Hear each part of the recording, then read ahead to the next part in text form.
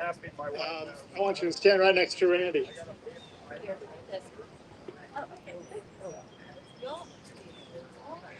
Watch your ears, folks.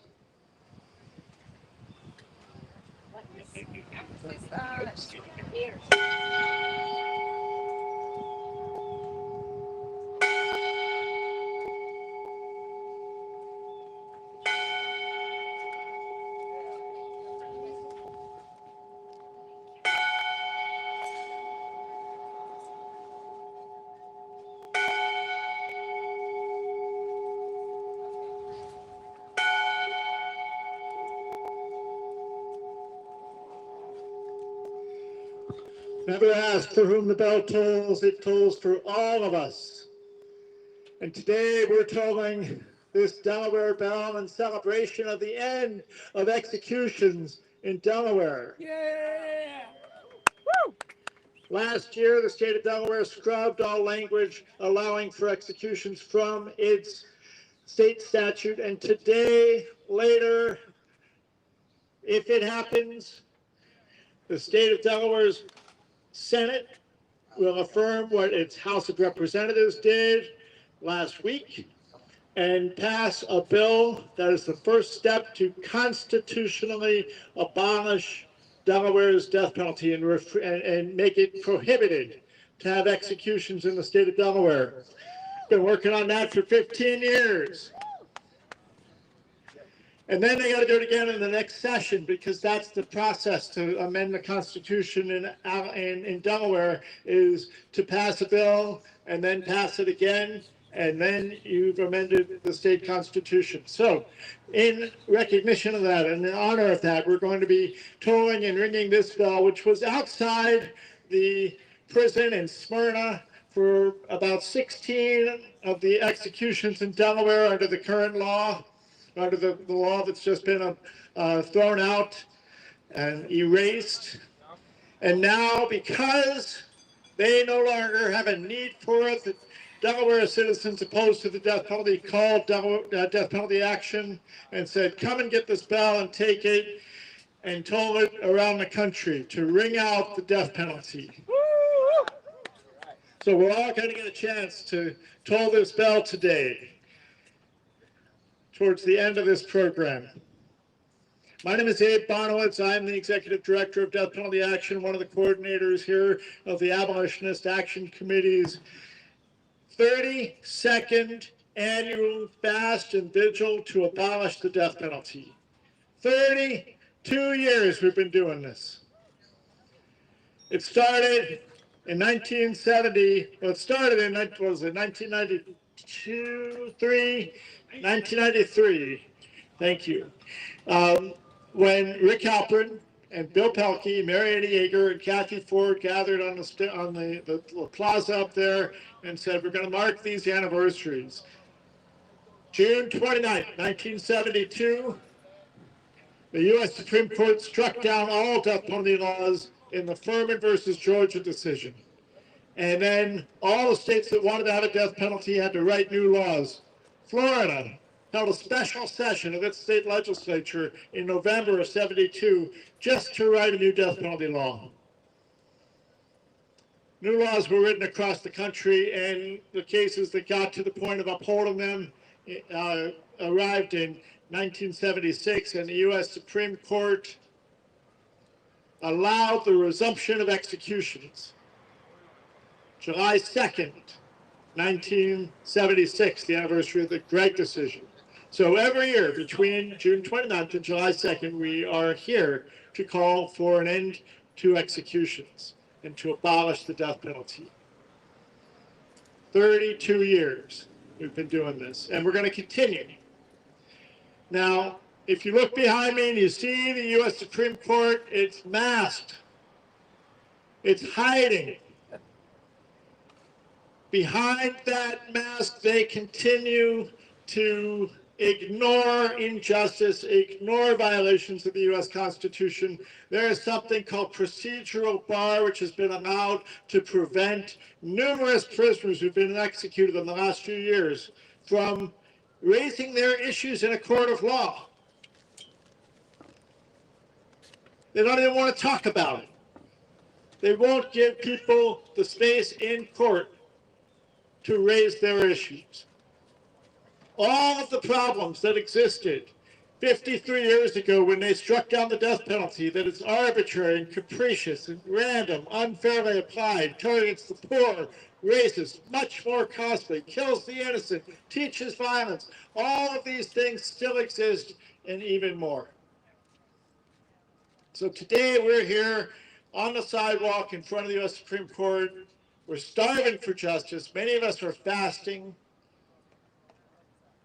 And we are calling for an end to executions. And here with us, we have a number of folks to share a bit of their stories about why the death penalty fails us as a public policy.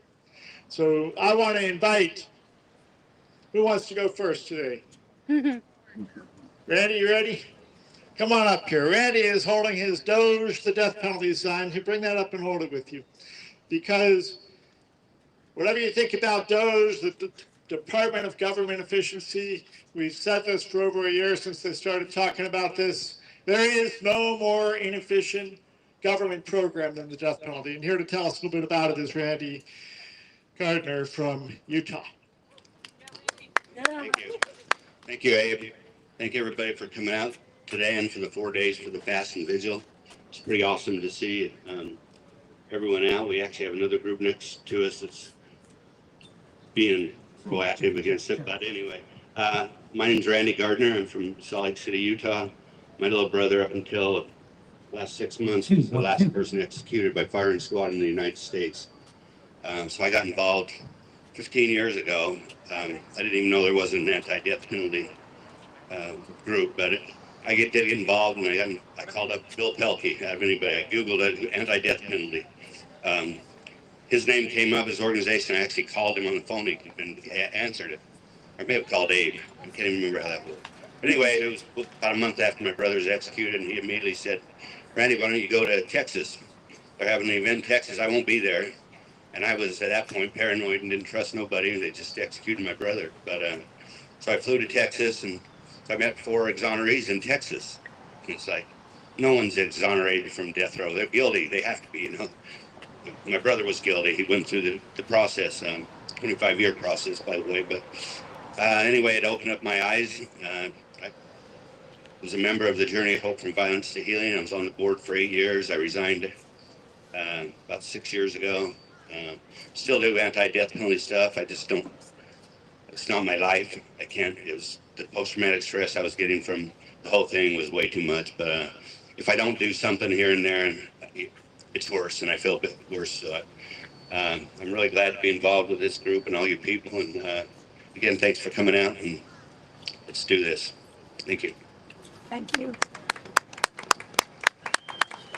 Thank you, brother. George, you're on deck. In a moment.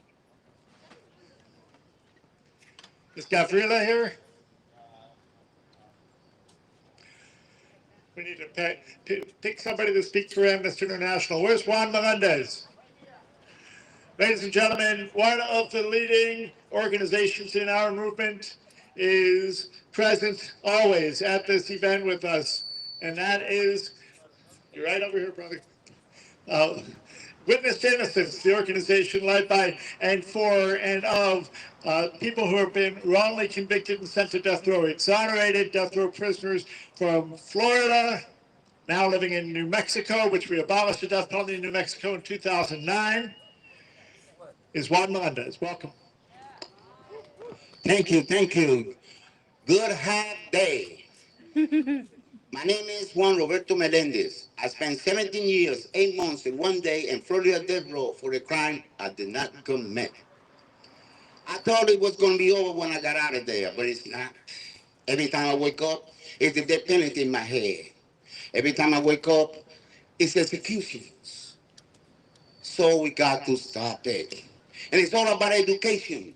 People need to know that the death penalty is racist.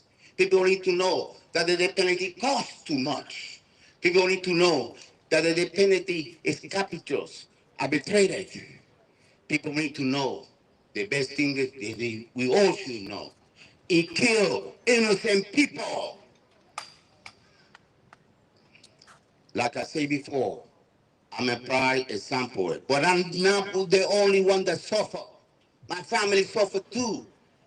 I spent 17 years, 8 months and 1 day in Terro. My mama spent 17 years, 8 months and 1 day thinking for a miracle. And I was one of the lucky senorees that was able to see his mother when he was released. Right now, she left me 2 years ago. God rest his soul. But she had the opportunity to see his son free. They got some missionaries that I know did not have the luck that I had.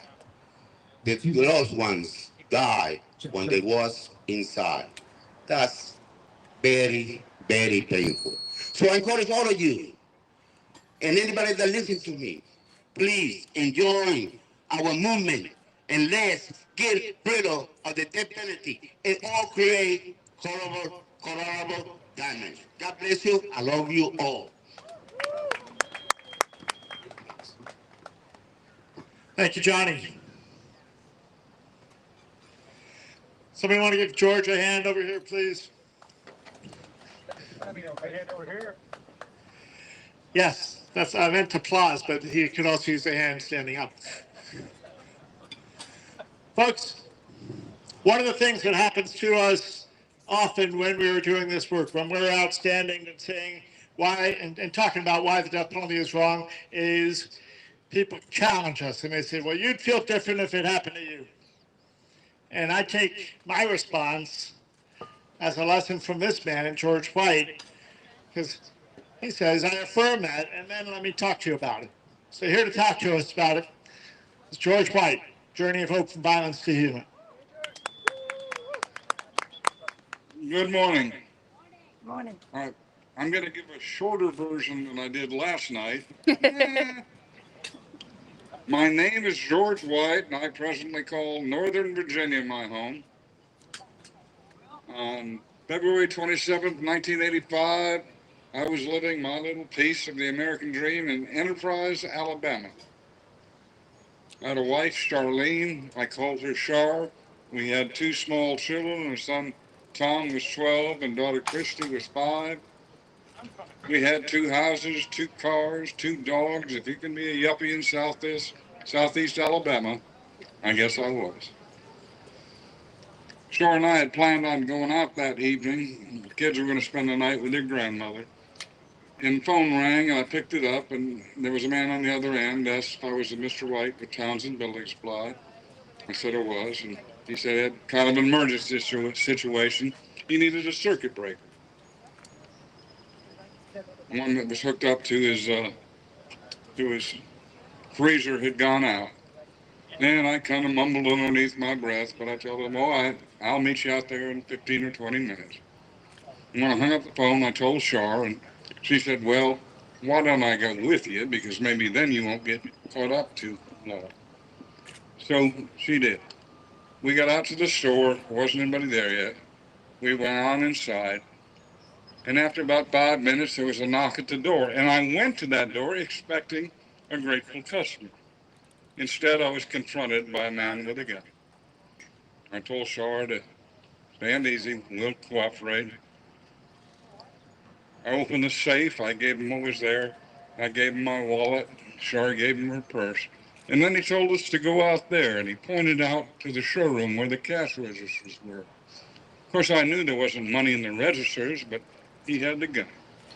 As we started out of the office, Char was beside me, he was a little bit behind, and as we approached the door, she kind of stumbled on the doormat, and the first shot was fired. And then again, and again, and again, and again, and again. My next conscious thought, I was lying on the floor, and it was quiet, and he was gone.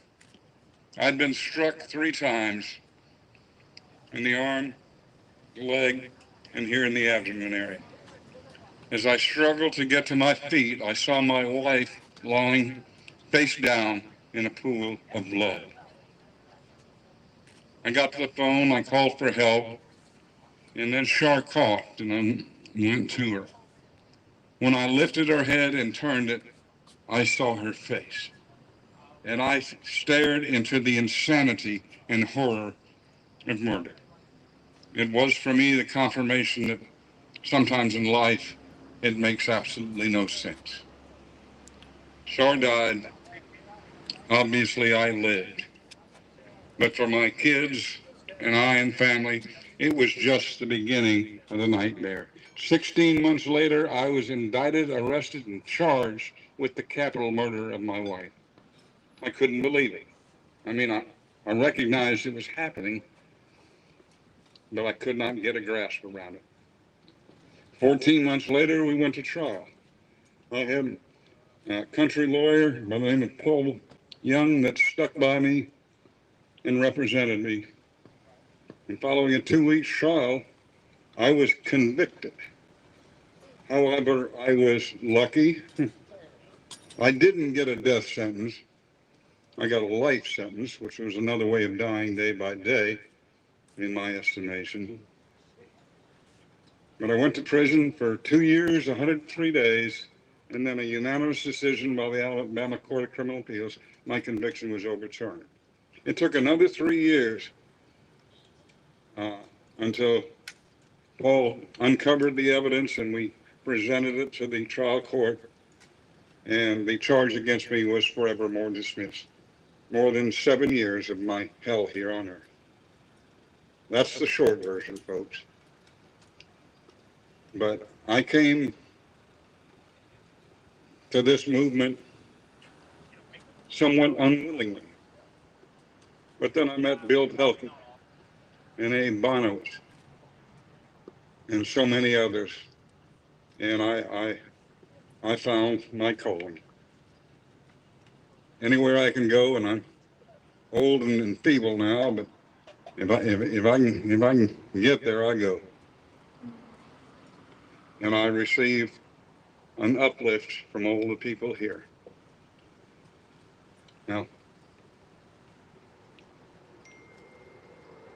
it wasn't hatred that sustained me for that more than 7 years, and for a while, I was a hating fellow. It was love. It was the love of my children, family, and a few friends. And now it is the love of people like you. Bless your hearts. Amen. Amen. What are you doing, George? Good time.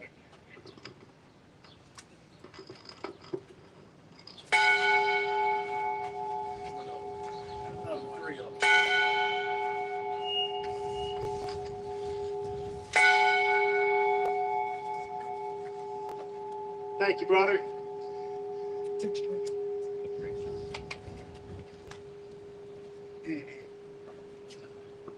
Thank you, George White.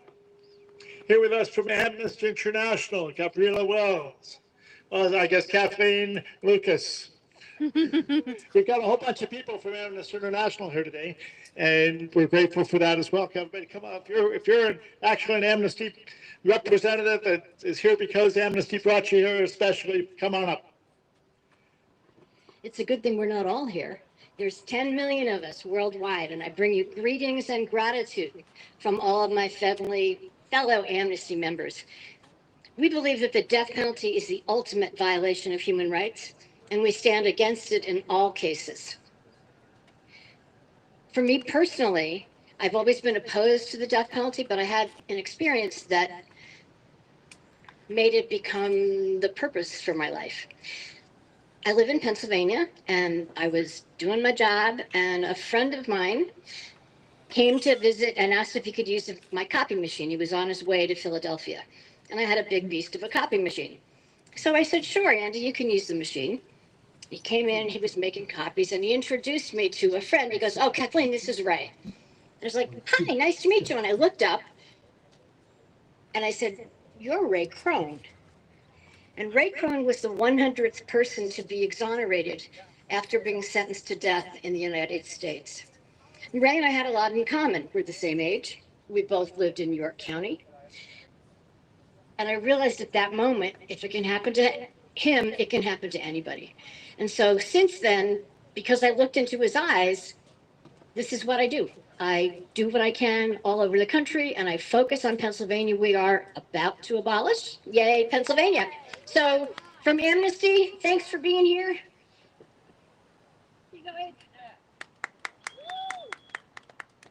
Thank you, Amnesty International. Thank you, Kathleen. Thank you, everybody. There's more than 50. Scott, what's our number now on co-sponsors? On co-sponsors, how many organizations do you think? About 75 different organizations that are involved in helping make this happen, individuals and organizations contributing in many different ways to help make this happen. Another one of those organizations, we've already heard a little bit from Journey of Hope. I want to introduce Reverend Dr. Jack Sullivan, the chair of the board of Journey of Hope from Violence to Healing, and shortly after him, or right next to him and with him, Suzanne Bosler from Journey, one of the co-founders of Journey of Hope from Violence to Healing. Come on up. Thank you very much, Abe. Thank you. The 45, not the LP. All right. My name is Jack Sullivan, Jr. 28 years ago, I was attending a church convention in Denver, Colorado, when I received word that my baby sister, Jennifer, in the city of Cleveland, our hometown, had been shot to death in her home with her then 2-year-old daughter present in the home. And so I left Colorado, steamed back toward Ohio with my family, in Michigan that is, and then we drove to Cleveland to be with the family. And immediately we were confronted with the challenges of death, losing a person so near and dear to us who had a dependent who was still alive. And so we wrestled with issues like who would care for my sister's young child, who would provide diapers, food, insurance, tuition down the road, rent payments. All of these necessary elements were important for us to factor in. Meantime, there were people who were proponents of the death penalty all around the country, particularly in Ohio, who I think spent millions of dollars in the machinery and the matrix of death, millions of dollars. And I began to think, what would happen if those millions of dollars earmarked for death could be redirected and aimed toward life, preventing deaths, the restoration of life. But let's face it, executions do not bring back and cannot bring back our loved ones. They provide no shelter, no comfort. They provide no closure. There never is any closure. They provide no restoration. All they do is continue the vicious cycle of death that claimed our loved ones, that claimed my sister, Jennifer Ann McCoy, in her home in Cleveland. So redirect those funds. In fact, defund the death penalty and put those funds into the life, and restoration of lives. Thank you very much. Good job, Jack. Good morning, everyone. Morning. Good morning, everyone. Morning. You ready for this? Stop executions now. Stop executions now. Stop executions now. Stop executions now. Stop executions now. Stop executions now. That's what we want to do. My name is Suzanne Bosler. I'm a victim survivor from December 22nd, 1986 in South Florida. Unfortunately, I was able to be the witness to my father's death. I watched him get stabbed 22 times, and I got stabbed also 5 times. I watched him take his last breath. So there's a long story behind this, but the thing that I lucked out was so lucky that 8 years before this happened, I spoke with my dad, testing him about the death penalty, asking him all these questions. He finally said to me, Suzanne, if anyone were ever to murder or kill me, I would still not want that person to get the death penalty. And that's what helped me get through those next 10 and a half years to save James Bernard Campbell's life on June 13, 1997. Yay! So what I say to you is something that you've heard before, and I want you to repeat it after me. Why kill people? Why kill people? Who kill people? Who kill people? To show us that killing people is wrong. To show us that killing people is wrong. My father's favorite hymn was, let there be peace on earth and let it begin with me. But I say us. Let it begin with us. Thank you. Yes, thank you, Suzanne. Thank you, Journey of Hope. Thank you all for being here. Is Bill Kissinger here yet? Bill Kissinger will be speaking this evening about a case in Louisiana of another innocent person still on death row. They know that he's innocent and they're still trying to keep him in prison, and that's what they do. That's what they do, and that's why we are here to say no more death penalty. What do we want? No No death more. penalty. What do we want? Now. What do we want? No death What do penalty. we want? Now. What do we want? No death penalty. What do we want? Now. All right, in a moment, we're going to make a little space for our friends from Memorial Monday coming by, the repairers of the breach. They too oppose the death penalty. Their focus is otherwise, but we're going to be grateful that they're in the space. And when we close, we're going to shift our tables back and create room because there's going to be a lot of people coming. And we're excited about that, and we're grateful also to be included in the program. So I want to make sure that we all, after we help shift things a little bit, take a quick break, cool down, use the bathroom, and then come back out and make sure you're holding an appropriate sign in whatever is the sign that's appropriate for you. But we want to create our presence here. But before we shut it down, is there anybody else that needs to say anything here at this time?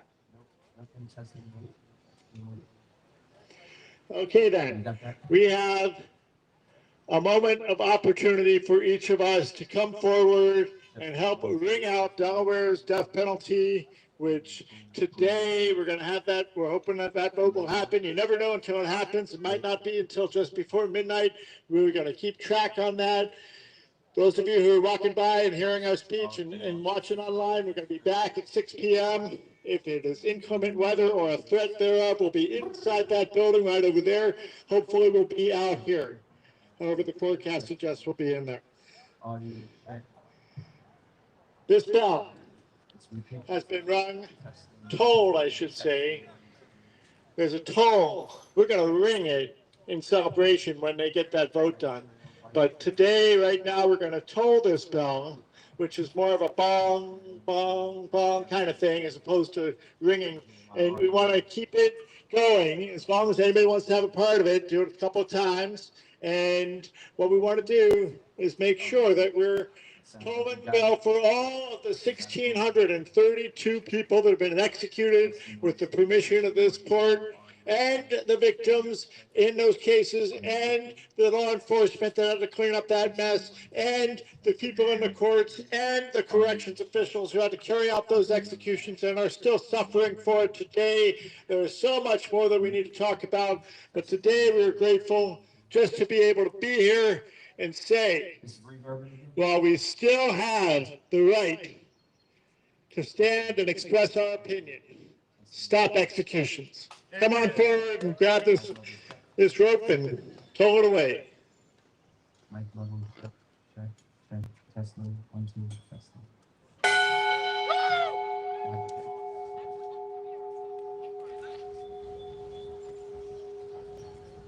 Oh, testing, 1, 2, testing.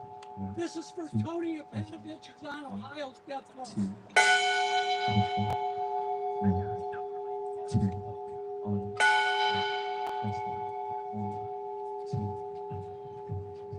testing, testing, testing, 1, 2, testing. All the people on California's death row, Kevin Cooper, Jarvis J. Masters, Chief Stapleton, Testing, son Julian, and all my brothers and all sisters and siblings on California's death row.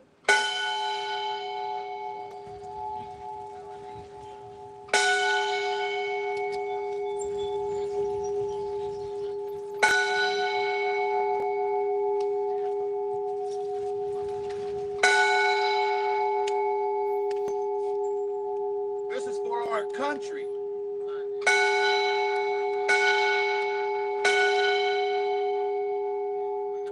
Daniel Littlejohn, Oklahoma, September 26, 2023. God rest his soul.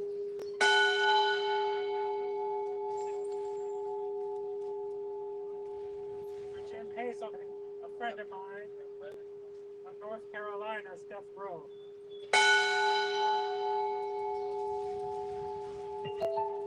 You heard it said, an eye for an eye and a tooth for a tooth. And I say, for the love of God, please stop this killing. For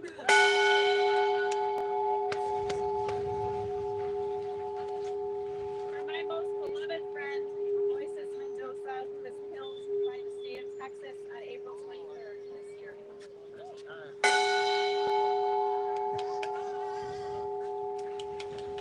For this country may we yield.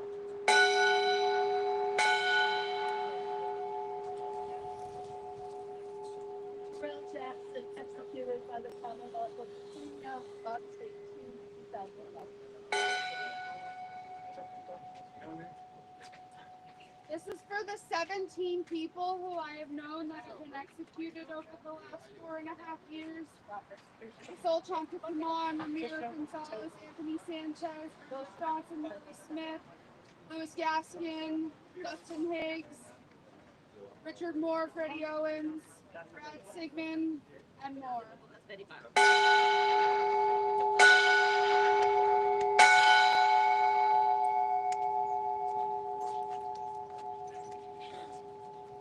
For all that are on death row in Texas right now, and then also those that have been wrongly convicted, Wilson Lucio, that should be going free now.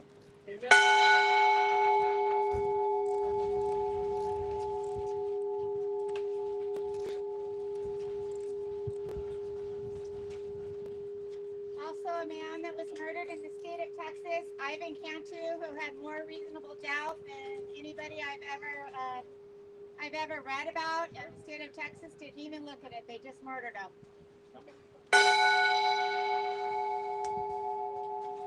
In memory of Troy Davis.